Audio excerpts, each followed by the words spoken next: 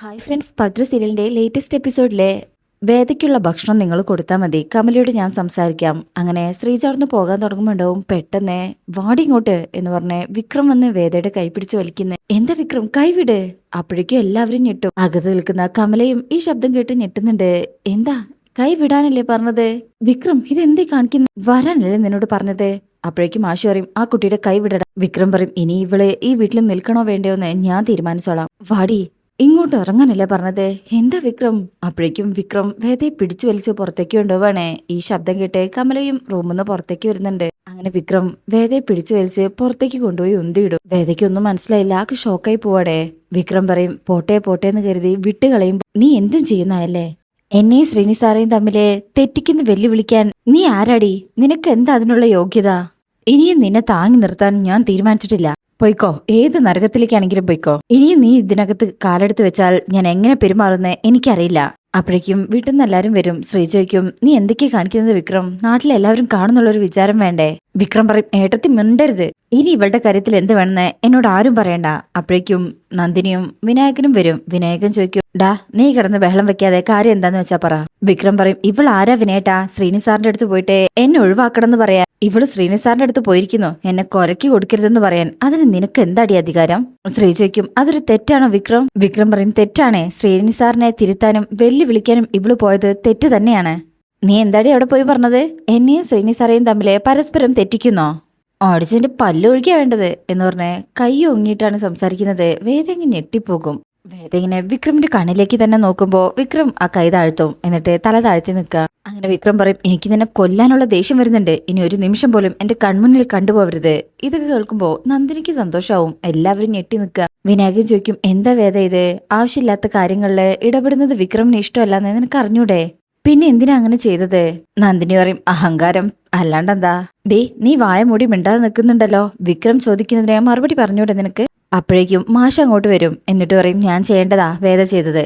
അയാളുടെ കൂടെ കൂടി നിന്റെ മകൻ ചെയ്യുന്നത് തെറ്റാണെന്നുള്ള ബോധ്യമുള്ളത് കൊണ്ടാ ഇപ്പോ ഇവൻ ഇവളോട് തട്ടിക്കയറുന്നത് എന്ന് കമലയോട് പറയാം. വിക്രം പറയും, അതെ, ഞാൻ ചെയ്യുന്നത് എന്താണെങ്കിലും അത് എന്നെ സംബന്ധിച്ചിടത്തോളം ശരിയാണെന്നുള്ള നല്ല ബോധ്യം എനിക്കുണ്ട്. അതിലാരും ഇടപെടുന്നത് എനിക്ക് ഇഷ്ടമല്ല എന്ന് മാഷ്ടം മുഖത്ത് നോക്കി പറയാം. ആരും ഇത് കേൾക്കുമ്പോ കമല അങ്ങ് ഞെട്ടും. വേദയും മാഷും. വേദയ്ക്കും ഇത്രയും ബഹളം വെക്കാനും ചൂടാവാനും മാത്രം ഇവിടെ എന്താ ഇപ്പൊ ഉണ്ടായത്? ശരിയാ, ഞാൻ നിങ്ങളുടെ നേതാവ് ശ്രീകാര്യം ശ്രീനിവാസ സാറിനെ കാണാൻ പോയി. അതിലെന്താ തെറ്റ്? വിക്രം പറയും, എനിക്കത് ഇഷ്ടമല്ല, അത്ര തന്നെ. വേദ പറയണേ, ഫസ്റ്റ് ഓഫ് ഓൾ ഞാൻ ശ്രീകാര്യം ശ്രീനിവാസ സാറിനെ അപമാനിച്ചിട്ടില്ല. അയാളുടെ മറക്കട മുഷ്ടിയിൽ നിന്നും നിങ്ങളെ മോചിപ്പിക്കണമെന്ന് അപേക്ഷിച്ചു. അത് തെറ്റാണോ? വിക്രം ചോദിക്കും, എനിക്ക് വേണ്ടി അപേക്ഷിക്കാൻ നീ ആരടി? വേദ പറയും, അത് ഇതുവരെ നിങ്ങൾക്ക് പിടികിട്ടിയില്ലെങ്കിൽ എനിക്കിനിയൊന്നും ചെയ്യാനില്ല. അല്ല, നിങ്ങൾക്ക് ഇഷ്ടമുള്ള കാര്യം മാത്രം ചെയ്യണമെന്ന് നിർബന്ധം പിടിക്കാൻ നിങ്ങൾക്ക് എന്താ അധികാരം? അങ്ങനെ തിരിച്ചു ചോദിക്കുമ്പോ വിക്രമിന് മറുപടിയില്ല. ഇത് കേൾക്കുമ്പോ മാഷിന് സന്തോഷാവുന്നുണ്ട്. തിരിച്ചടിച്ച മറുപടി തന്നെയാണല്ലോ വേദ കൊടുത്തത്. വേദ പറയണേ, നിങ്ങളുടെ കാര്യത്തിൽ എനിക്ക് ഇടപെടാൻ അവകാശമില്ലെങ്കിൽ ഞാൻ ചെയ്യുന്ന കാര്യങ്ങൾക്കൊക്കെ ഇടപെടാൻ നിങ്ങൾക്ക് എന്താ അവകാശമുള്ളത്? വിക്രം പറയും, നീ ചെയ്യുന്നത് എന്നെ ബാധിക്കുന്നതായതുകൊണ്ട്. അപ്പൊ തന്നെ വേദ പറയും, സെയിം ആൻസർ ആണ് എനിക്കും. ആ ശ്രീകാര്യം ശ്രീനിവാസനുമായി ചേർന്ന് നിങ്ങൾ ചെയ്യുന്ന കാര്യം എന്നെയും കൂടെ ബാധിക്കുന്നതുകൊണ്ടാണ് ഞാൻ ഇടപെട്ടത്. വിക്രം ചോദിക്കും, നിന്നെ ബാധിക്കേ? എങ്ങനെയാ നിന്നെ ബാധിക്കുന്നത്? വേദ പറയും, ഞാൻ നിങ്ങളുടെ ഭാര്യ ആയതുകൊണ്ട് തന്നെ. കഴിവുള്ള അക്കാഡമിക് മികവ് കാണിച്ച ഒരാളെ വെറും തല്ലുകൊള്ളിയും തെമ്മാടിയാക്കി കൂടെ കൊണ്ട് നടക്കുന്നത് ഇനി നടപ്പില്ലെന്ന് അയാളോട് പോയി പറയാൻ തന്നെയാ പോയത്. വിക്രമിന് ദേഷ്യം വരും. ദേ, ശ്രീനിസാറെ കയറി അയാളെന്ന് വിളിച്ചാ? വേദ അറിയിക്കും, എന്താ വിളിച്ചാൽ എന്ത് ചെയ്യും? തല്ലോ? തല്ലിക്കോ? നിങ്ങൾക്ക് അയാൾ സാറും അങ്ങൊന്നൊക്കെ ആയിരിക്കും. എനിക്ക് പക്ഷേ നിങ്ങൾ അനാവശ്യമായി വഴി തെറ്റിക്കുന്ന ഒരാൾ മാത്രമാണ്. അയാളുടെ കെണിയിൽ നിന്നും നിങ്ങളെ രക്ഷിക്കുക എന്നുള്ളത് ഭാര്യ എന്ന നിലയിൽ എന്റെ ഉത്തരവാദിത്വമാണ്.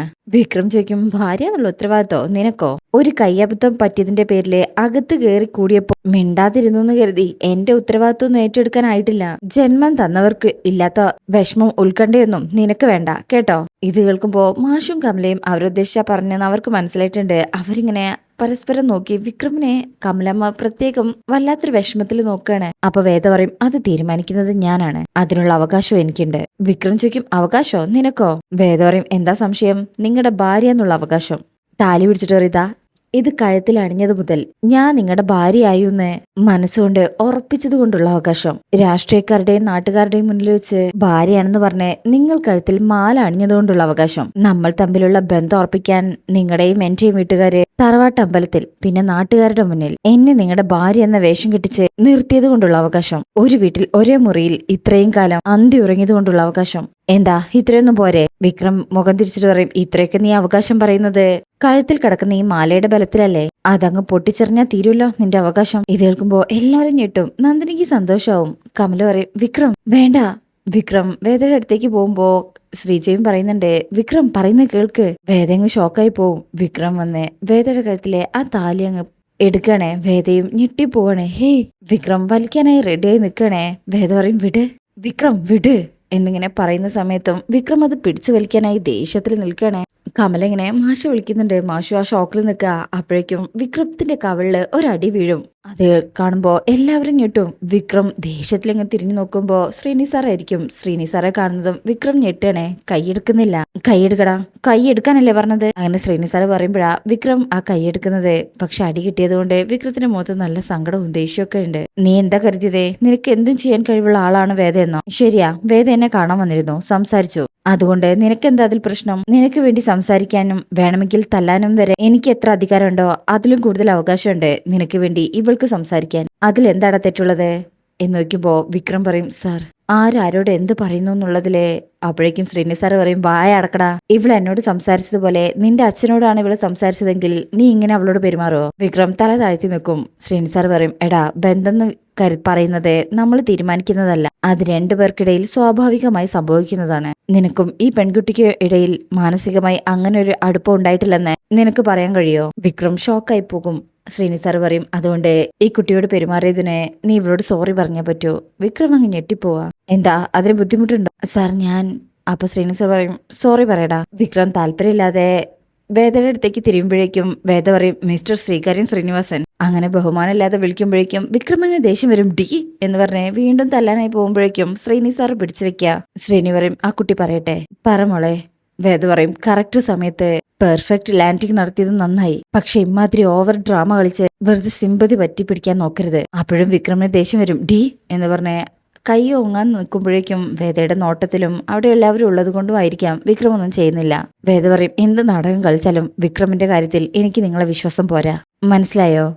അപ്പൊ ശ്രീനി സാർ പറയും, വേദ നീ എന്നെ വിശ്വസിക്കുന്നുണ്ടോ ഇല്ലയോ എന്നുള്ളതല്ല, വിക്രം എനിക്ക് എത്രത്തോളം പ്രിയപ്പെട്ടതാണോ അത്രയും പ്രിയപ്പെട്ടവളാണ് എനിക്ക് നീയും. അത് നാടകമോ വാചകമടിയോ അല്ല. നീ വിക്രമിന്റെ കൂടെ ജീവിക്കാൻ വന്നവളാ. ഇവനെ നേർവഴിക്ക് നടത്തേണ്ടതും നിന്റെ ഉത്തരവാദിത്വമാണ്. ഞാനത് എല്ലാ കാലത്തും മാനിക്കും. അതിനുവേണ്ട സപ്പോർട്ടും എന്റെ ഭാഗത്തുനിന്നുണ്ടാവും. അപ്പൊ സുധ പറയും, മോളെ ശ്രീനേട്ടന് വിക്രം എന്ന് വെച്ചാൽ ജീവനാണ്.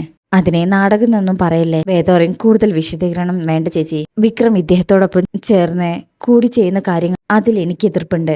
അതിനി നടക്കാൻ പാടില്ല. അതാണ് ഞാൻ അങ്ങോട്ട് വരാൻ കാരണവും. ചേച്ചിക്കും ഒരുപക്ഷെ വിക്രത്തിനും ഇദ്ദേഹം വലിയ നല്ല ആളായിരിക്കും. പക്ഷേ എനിക്ക് അങ്ങനെ തോന്നുന്നില്ല. ഇദ്ദേഹവുമായിട്ടുള്ള ബന്ധം എന്ന് വിക്രം അവസാനിപ്പിക്കുന്നോ അന്നാണ് എന്റെ ജീവിതം ആരംഭിക്കുക. ഇത് കേൾക്കുമ്പോ എല്ലാരും ഞെട്ടും. വിക്രം പറയും, കണ്ടില്ല സാർ, ഇങ്ങനെ അപമാനിക്കുന്നവളോട് മര്യാദയുടെ ഭാഷയിൽ സംസാരിക്കണോ? ശ്രീനി സാർ പറയും, അതിനെ വേദ എന്നെ അപമാനിച്ചു എന്ന് ആര് പറഞ്ഞു? ഈ കുട്ടി അവളുടെ ചില ബോധ്യങ്ങളും തോന്നലുകളും പറഞ്ഞു. അത് തെറ്റാണെങ്കിൽ അത് നമ്മൾ തിരുത്തി കൊടുക്കുക വേണ്ടത്, അല്ലാതെ ശകാരിക്കല്ല. വേദ ഞാനൊരു കാര്യം പറയാം. അപ്പോഴേക്ക് വേദ പറയും, വേണ്ട, ഇനി നിങ്ങളുടെ ഒരു സംസാരവും എനിക്ക് കേൾക്കണ്ട. വേദ ശങ്കരനാരായണൻ ഈ വീട്ടിൽ വിക്രം സുധാകരന്റെ ഭാര്യയായി ജീവിച്ചിരിപ്പുണ്ടെങ്കിൽ നിങ്ങൾ തമ്മിലുള്ള ബന്ധം അവസാനിപ്പിച്ചിരിക്കും. ഈശ്വരനാണ് സത്യം. ഇത് കേട്ട് അവിടെയുള്ള എല്ലാവരും ഞെട്ടലോടെ നിൽക്കാണ്. വിക്രമിനാണെങ്കിൽ നല്ല ദേഷ്യം വരുന്നുണ്ട്. അങ്ങനെ വേദ എല്ലാവരെയും നോക്കി അവിടെ നിന്നകത്തേക്ക് കയറിപ്പോവാ. ഡി എന്ന് വിളിച്ച് വിക്രം പിന്നാലെ പോകാൻ തുടങ്ങുമ്പോ സുധാകരൻ മാഷ് തടയാണ്. എന്നിട്ട് ശ്രീനി സാറോട് പറയും, ഇവന്റെ ഗോഡ് ഫാദർ പണി നിങ്ങൾ ഏറ്റെടുക്കാൻ തുടങ്ങിയിട്ട് നാളുകളായെന്നറിയാം. ഇന്നത്തെ ജോലി അവസാനിപ്പിച്ചുവെങ്കിൽ പോണം. അല്ല മാഷെ ഞാൻ എന്ന് പറഞ്ഞു തുടങ്ങുമ്പോ തന്നെ മാഷ് പറയും, ഇവന് പകരം എന്റെ മറ്റേതെങ്കിലും മകനായിരുന്നെങ്കിൽ അവനും നേരെ നിങ്ങളുടെ കൈ ഉയരും മുമ്പേ നിങ്ങളുടെ കരണത്ത് എന്റെ കൈ വീഴുമായിരുന്നു. വിക്രമിന് അങ്ങ് ദേഷ്യം വരും. ഇവനത് അർഹിക്കുന്നത് കൊണ്ട് ഞാനൊന്നും മിണ്ടിയില്ലെന്നേ ഉള്ളൂ. വേദ പറഞ്ഞത് ശരിയാ. ഇവന്റെ ജീവിതത്തിലേക്ക് നിങ്ങൾ വന്ന് കയറിയതോടെ ചെളിയിൽ നിന്ന് ഇവൻ വീണത് ചതുപ്പിലേക്കായിപ്പോയി. ചെയ്ത തെറ്റിനുള്ള ശിക്ഷ അനുഭവിച്ച് പുറത്തിറങ്ങി അത് തിരുത്താനുള്ള അവസരം എന്റെ മകൻ തനിയെ കണ്ടെത്തുന്നു കരുതിയപ്പോഴാ നിങ്ങൾ വന്ന് കയറിയത്. അതോടെ ഞങ്ങളുടെ കുടുംബം കൂടിയാ തകർന്നു പോയത്. അയ്യോ മാഷേ എന്ന് പറഞ്ഞ് ശ്രീനി തുടങ്ങുമ്പോഴേക്കും മാഷ് പറയും, അരുത്, ഈ നാവ് കൊണ്ട് എന്നെ നിങ്ങൾ മാഷേന്ന് വിളിക്കരുത്. ഒരുപാട് കുട്ടികൾ ആദരവോടും ബഹുമാനത്തോടെയും വിളിച്ചു കേട്ടിട്ടുള്ളതാണ് ഞാനത്. അത് ദുർവിനിയോഗം ചെയ്യരുത്. ഇത് കേൾക്കുമ്പോൾ ശ്രീനി സാറിന് വിഷമാവുന്നുണ്ട്. സുധയ്ക്കും ഇഷ്ടമായിട്ടില്ല. മാഷ് അവരെ നോക്കിയിട്ട് പറയും, കൂടെ കുടുംബമുള്ളത് കൊണ്ട് ഞാൻ ഇത്രേ പറയുന്നുള്ളൂ. ഇനിയും ഈ മുറ്റത്ത് വന്ന് നാടകം കളിക്കാനിരിക്കരുത്. നിങ്ങൾക്ക് പോകാം. ശ്രീനി സാറ് അതൊക്കെ ഷോക്കായി നിൽക്കണേ. ഇനിയും പറയണോ എന്ന് മാഷ് ചോദിക്കുമ്പോൾ സുധ പറയും, ഞങ്ങളതിനെ നിങ്ങളുടെ വീട്ടിലെ സൽക്കാരത്തിന് വന്നതൊന്നുമല്ല. ശ്രീനി സാറേ, സുധേ പോവാം എന്ന് പറഞ്ഞ് അവിടുന്ന് നടന്നു പോകുമ്പോൾ ശ്രീനി സാർ എന്ന് വിളിച്ച് വിക്രം പിന്നാലെ ചെല്ലും. ശ്രീനി സാർ വിക്രമിന്റെ തോളിൽ കൈവച്ചിട്ട് പറയും, എനിക്ക് കുഴപ്പമൊന്നുമില്ല, നീ ചെല്ലേ എന്ന് പറഞ്ഞ് അവരവിടുന്ന് കാറിൽ കയറി പോവണേ. വിക്രം ദയനീയമായി നോക്കി നിൽക്കുകയാണ്. അവർ പോയി കഴിഞ്ഞാൽ വിക്രം മാഷോട് പറയും, വീട്ടിൽ കയറി വന്ന ആളോടെ അച്ഛൻ ഇൻസൾട്ട് ചെയ്യുന്ന രീതിയിൽ. അപ്പോഴേക്കും മാഷ് പറയും, വിക്രം ശബ്ദിച്ചു പോവരുത്. ഇനി ഒരു തവണ കൂടി അയാൾ എന്റെ മുറ്റത്തേക്ക് വന്നാ ഞാൻ ഇങ്ങനെയായിരിക്കില്ല പെരുമാറുക. അവിടെയുള്ള എല്ലാവരും ചുറ്റിലുണ്ടല്ലോ. അവരെ നോക്കിയിട്ട് മാഷ് പറയും, കാഴ്ച കണ്ടു തീർന്നെങ്കിൽ എല്ലാവർക്കും അകത്തേക്ക് പോകാം. അങ്ങനെ അത് പറഞ്ഞ് മാഷ് പോകും. പിന്നാലെ കമലയും ശ്രീജയും നന്ദിനിയും വിനായകനും പോകുമ്പോ വിനായകൻ വിക്രമിനെ അടിമുടി നോക്കിയിട്ട് അവിടുന്ന് പോകുന്നത്. വിക്രമാണെങ്കിൽ പറയാനുള്ളതൊന്നും പറയാൻ കഴിയാതെ ദേഷ്യത്തിൽ നിൽക്കുകയാണ് അവിടെ. അങ്ങനെ അല്പസമയം കഴിയുമ്പോൾ ഇവരെല്ലാം അകത്തേക്ക് കയറി വരുമ്പോ ഉണ്ടാവും വേദ അവിടെ ഇങ്ങനെ ഡൈനിങ് ഹാളിൽ ഇരിക്കുന്നേ. മാഷ് കാണുമ്പോ വേദ എഴുന്നേറ്റ് നിൽക്കും. മാഷ് പറയും, കണ്ടില്ലേ, അവനും അയാളും തമ്മിലുള്ള ബന്ധം എന്താണെന്ന് ഇപ്പൊ മനസ്സിലായില്ലേ കുട്ടിക്ക്? ആ ശ്രീകാര്യൻ ശ്രീനിവാസന്റെ കയ്യിൽ നിന്നുള്ള ആ അടി ഒരു നാണക്കേട് പോലെ നിന്നുകൊള്ളാൻ അവന് മടിയുണ്ടായോ? ഇല്ലല്ലോ. അവന് വേണ്ടി ഇന്നേ വരെ ഞാൻ അയാളുടെ മുന്നിൽ പോയി സംസാരിക്കാതിരുന്നത് എന്തുകൊണ്ടാണെന്നറിയോ? അയാളുടെ മുന്നിൽ വെച്ച് അവൻ എന്നെ തള്ളി പറയുന്നത് കാണാൻ വയ്യാഞ്ഞിട്ട്. അത് കേൾക്കുന്ന വേദന ഞെട്ടും. കമല പറയും, അങ്ങനെയൊന്നും പറയില്ല മാഷേ. മാഷയ്ക്കും അങ്ങനെയല്ലാതെ പിന്നെ ഞാൻ എന്തു പറയണം? അയാൾക്ക് വേണ്ടി തെരുവിൽ കിടന്ന് എന്തും ചെയ്യാൻ മടിയില്ലാത്ത നിന്റെ മകൻ ഇനിയും നേരെയാകുന്നു കരുതി കാത്തിരിക്കണം. കമല ഒന്നും മിണ്ടാൻ പറ്റാതെ നിൽക്കണേ. വേദ പറയും, അയാൾക്ക് വേണ്ടി വിക്രം എന്തും തന്നെ ചെയ്യാൻ തയ്യാറായാലും ഒരു കാര്യം ഉറപ്പാണച്ചാ, അവർ രണ്ടുപേരെയും ഞാൻ രണ്ടാക്കി മാറ്റിയിരിക്കും.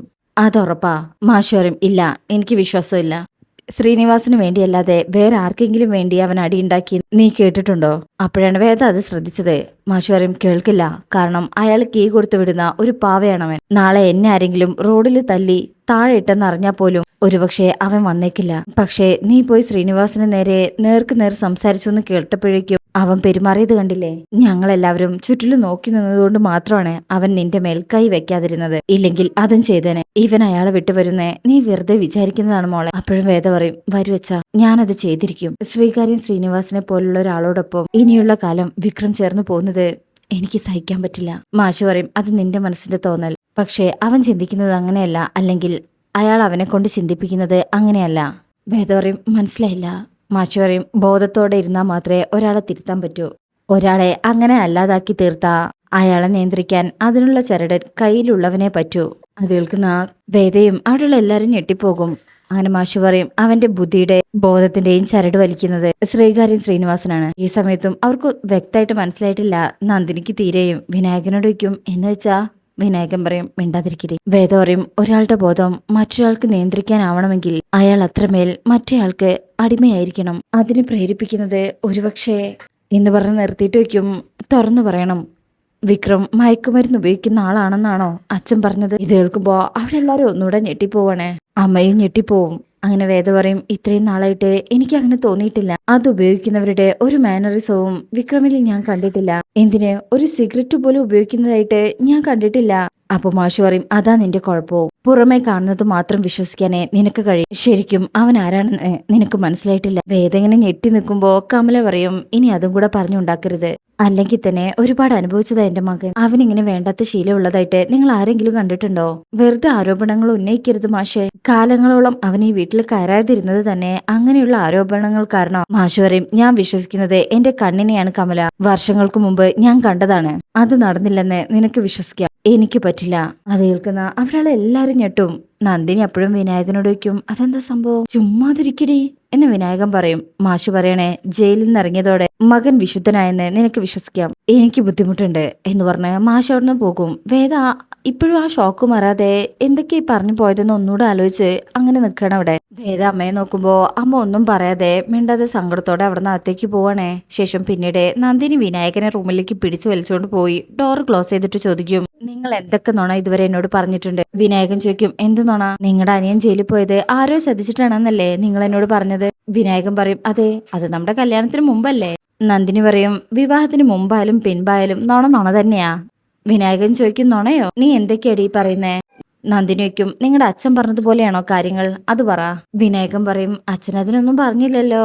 നന്ദിനിക്കും ഒന്നും പറഞ്ഞില്ലേ? നിങ്ങളുടെ അനിയൻ വലിയ മഹാ കുഴപ്പക്കാരനാണെന്ന് പറഞ്ഞില്ലേ?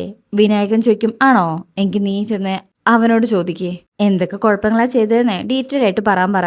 ഇത് കേൾക്കുന്ന നന്ദിനി പറയും, അയ്യോ ഞാനില്ല, വെറുതെ അവന്റെ വായിലിരിക്കുന്നത് ഞാൻ എന്തിനാ കേൾക്കുന്നേ? വിനായകൻ പറയും, അതാ പറഞ്ഞത് ആവശ്യമില്ലാത്ത കാര്യങ്ങൾ അന്വേഷിക്കേണ്ടെന്ന്. നിന്റെ ഭർത്താവിനൊരു ദുശീലം ഇല്ലല്ലോ, അത് മനസ്സിലാക്കിയാൽ മതി. അപ്പം നന്ദിനി പറയും, അങ്ങനെ എന്തെങ്കിലും ഉണ്ടായെന്നോ അല്ലെങ്കിൽ മുമ്പെങ്ങാണോ ഉണ്ടായിട്ടുണ്ടെന്ന് ഞാൻ അറിഞ്ഞ ഈ തല ഞാൻ തല്ലിപ്പൊളിക്കും. അയ്യോ എന്ന് വിനായകൻ പറയുമ്പോ നന്ദിനിക്കും എന്താ ഒരു ഭാവമാറ്റം? അങ്ങനെ വല്ലതും ഉണ്ടായിട്ടുണ്ടോ? ഞാനോ? നിനക്ക് വല്ല വട്ടുണ്ടോടി?